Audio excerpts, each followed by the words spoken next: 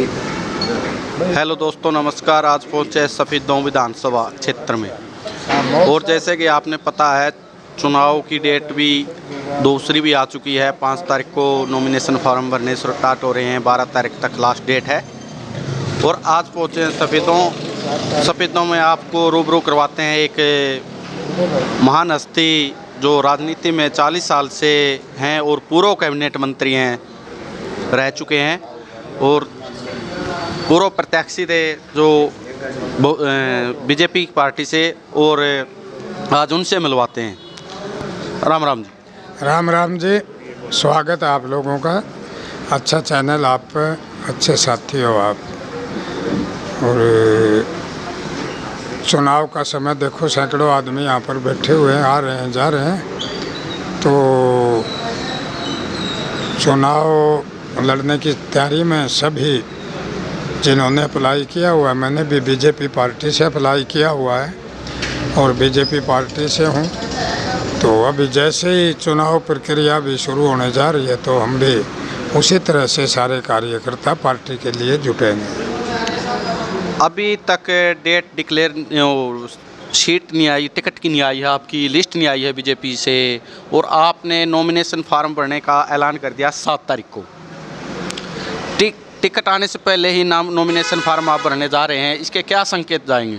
7 बार मैंने पीछे चुनाव लड़ा है, ये 8वां चुनाव है नॉमिनेशन का।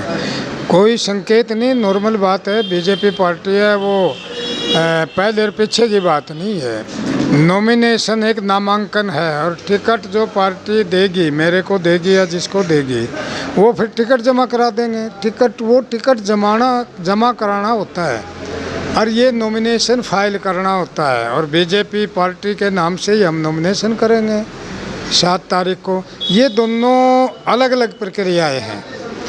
तो जैसे 7 से पहले टिकट पार्टी देती है तो पहले 7 से पहले टिकट जमा करा देंगे, और 7 तारीख को नॉमिनेशन या उसके बाद देती है तो टिकट को उसके बाद जमा करा देंगे।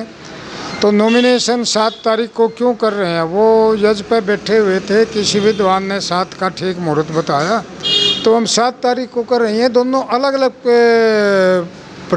प्रक्रियाएं हैं। इससे उस दिन का कोई टिकट पार्टी का जमा होगा, नॉमिनेशन भी हम फाइल करेंगे, वो भी बीजेपी पार्टी का ही करेंगे। आपका ये ऐलान चर्चा का विषय बन चुका है। कुछ चर्चाएं चल रही हैं कि आर्य साहब को टिकट नहीं मिलेगी, इसके डर से वो पहले ही अपना नॉमिनेशन फार्म अप्लाई कर रही हैं। क्या ये सत्य है? वो तो किसी ने मुहूर्त बता दिया। वो मुहूर्त आजकल भारतीय संस्कृति में मकान बना हुआ है, उसका भी मुहूर्त नहीं होता है। मुहूर्त देख कर मकान बना हुआ है। जिस दिन बो है, किसानों भी मुहूर्त देख कर बो है, और बच्चों का भी ज्योतिषाचार्यों से मुहूर्त पूछते हैं। तो हम भी अपना नाम भरने का मुहूर्त, इसमें डरना कर, उसका डर की क्या बात है। ये तो कहने वालों का किसी ने कह दिया, आपको पता नहीं तो कोई बात नहीं। ये तो पहले भी हम करते रहे, पहले नॉमिनेशन फाइल, बाद में टिकट लेट हो जाते हैं तो उसमें वो हो जाए 12 तारीख तक किसी दिन भी नॉमिनेशन फाइल कर सकते हैं। टिकट जब पार्टी देगी हम करेंगे, और टिकट पार्टी पर मुझे पूर्ण विश्वास है, मुझे देगी, मुझे डरने क्या बात है। पीछे मैंने चुनाव लड़ा था, पीछे पार्टी ने टिकट दिया था, थोड़े से वोटों की कसर रह गई थी, वह कसर मेट देंगे। कौन क्या कह रहा, ये कोई बात ऐसी नहीं है, बिल्कुल भी नॉर्मल बातें हैं, सामान्य बात है। नॉमिनेशन फाइल करना 5 तारीख के बाद किसी दिन भी कर सकते हैं, 12 तारीख तो हम 7 का मुहूर्त निकला, 7 को कर देंगे। पुनः फिर दोहराता हूँ, जिस दिन पार्टी टिकट दे देगी वो टिकट जमा करा देंगे। ये है। आप अपनी टक्कर में किस कैंडिडेट को अपनी टक्कर में मानते हैं? मैं एक सज्जन शरीफ आदमी और आर्य समाजी हूँ, मैं किसी से टकराता नहीं हूँ। जब मैं टकराऊंगा नहीं तो कौन टक्कर में होगा मेरे? राजनीतिक टकराव तो चलते हैं, ऐसा टकराव करने वाले अलग अलग बात है।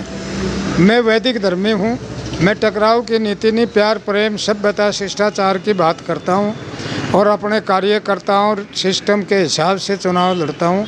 मैं टकराने की बात नहीं करता, ना राजनीति में टकराव का भी करता। सभी भाई हैं, बीजेपी पार्टी और कांग्रेस पार्टी दोनों का आपस में है, 2 पार्टी राष्ट्रीय पार्टी हैं। मैं बीजेपी हूँ, दूसरा भाई कांग्रेस से लड़ेगा, हम भी नहीं टकराव है। रास्ते में अगर कांग्रेस वाला मिल जाए, मैं बीजेपी वाला मिल जाए तो हम राम राम नमस्ते करते हैं। टकराव तो वो हैं जिनने सभ्यता का और मर्यादा का पाठ और रामायण पढ़ी नहीं, सिर्फ ऊपर से देख लिया उसको। टकराव क्यों करते हैं हम? टकराव है नहीं, नाम टकराते, सवाल ही पैदा नहीं होता। क्या मुद्दे रहेंगे आपको इलेक्शन में अब की बार, क्या मुद्दे लेके चलोगे आप जनता के बीच में? वही है जो पार्टी का हमारा मुद्दा है। अभी हमारा वो जो घोषणा पत्र होता है उसके मुताबिक हम वही लेके चलेंगे, उसी ढंग से, और उसी ढंग से काम करेंगे। जो मैंने काम किए हैं, अपने 2 बार विधायक बना, मंत्री रहा, अगर वो किसी और के बनने से बीच में कोई अधूरे रह रहे होंगे या उन भाइयों के भी कोई अधूरे रहेंगे, उनको और जल्दी पूरा करेंगे, सफ़ेदों को चमकाएंगे, बहुत बड़ा आसपास के शहरों से सबसे सुंदर बनाने की कोशिश करेंगे। लोकसभा के चुनाव थे, लोकसभा के चुनाव में जनता ने किसान आंदोलन को लेकर, अग्निवीर को लेकर कहीं ना कहीं पार्टी को नकारा है, तो उसका असर विधानसभा पे कितना पड़ेगा? हम सफ़ेदों से बाहर नहीं जाते, 24 घंटे आर्य सदन है, सफ़ेदों में यहाँ बैठे रहते हैं, और फजूल के व्रत के मुद्दों में हम ज़्यादा नहीं उलझते। हमें पता नहीं, मैं भी एक किसान हूँ, खेती करता हूँ, मेरा ज़मींदार है गांव में, यहाँ से 9 किलोमीटर दूर, बढ़िया खेती करता हूँ। वहाँ मेरी धान देखो जाके, बहुत बढ़िया धान है। तो मुझे नहीं पता क्या है, मैं तो सफ़ेदों का विकास चाहता हूँ। टकराव की स्थिति और नीति मेरे उसमें है नहीं। मेरे बहुत वफादार साथी हैं, हर जाति में, हर कौम में, हर वर्ग में। वो इस इलाके का भला चाहते हैं, जो वो मेरे साथ हैं, मैं उनके साथ। INLD और बहुजन समाज पार्टी का गठबंधन हुआ है, और एक गठबंधन नया अभी हुआ है, JJP और ये बहुजन समाज पार्टी और INLD का गठबंधन हुआ, और JJP और आज़ाद समाज पार्टी का गठबंधन हुआ। उनका क्या असर रहेगा? मुझे इनके बारे में, मुझे तो गठबंधन के बारे में भी पता नहीं। मेरा गठबंधन तो ये लोग बैठे या तो बीजेपी पार्टी से है या इन लोगों से है, सफ़ेदों के लोगों से। कौन क्या कह रहे हैं, रोज़ गठबंधन कर रहे, तोड़ रहे, कर रहे, प्यार, रोज़ इसमें अपना माइंड, अपनी एनर्जी क्यों लाओ? सुबह उठकर परमात्मा के आत्मसात होने में उसमें ला लो, और फिर लोगों के बीच में बड़े प्रेम प्यार से रह करके ला लो।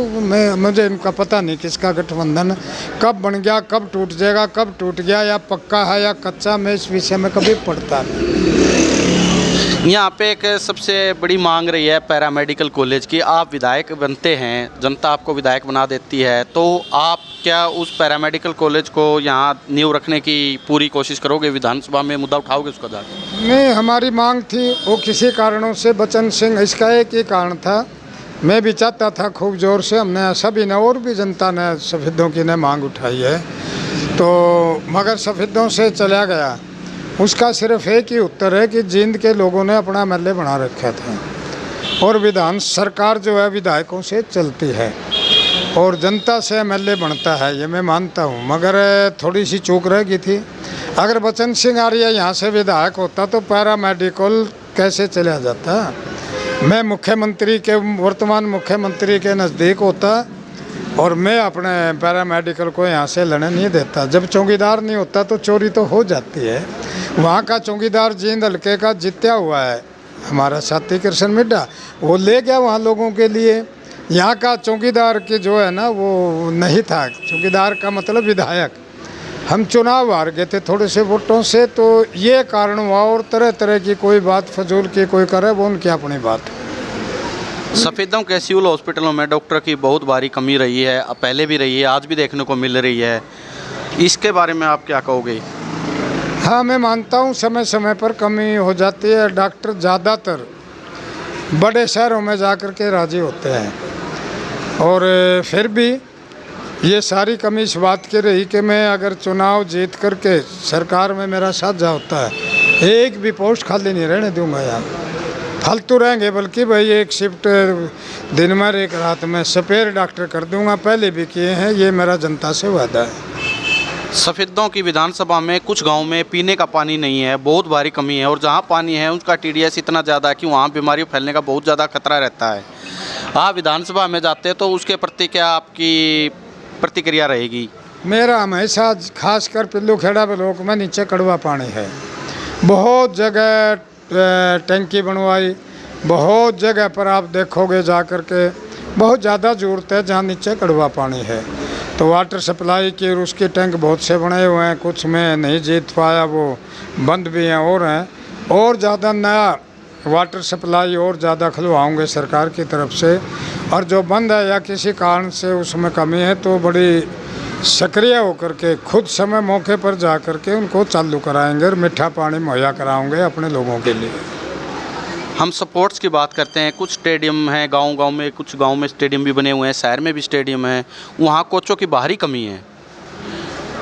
हाँ है, कई स्टेडियम मैंने बनवाए हैं। एक तो साथ लगता है सिल्ला खेड़ी का स्टेडियम, आप देखोगे वहाँ जा कर के बचन सिंह आर्य और उस समय के मुख्यमंत्री का पत्थर लगा हुआ है। और भी कई स्टेडियम बनवाए हैं। मैं मानता हूँ कि हाँ, कोच हमारे यहाँ सफेदों में लोकल कम है, बाहर वाले रह कर राजी नहीं। एक भी स्टेडियम को बिना कोच के नहीं रहने दूंगा मैं, कैसे ही सरकार से आदेश कराने पड़े। ये थे बच्चन सिंह आर्य, पूर्व कैबिनेट मंत्री और भावी प्रत्याशी हैं बीजेपी से, और 7 तारीख को ये नॉमिनेशन फार्म भर रहे हैं।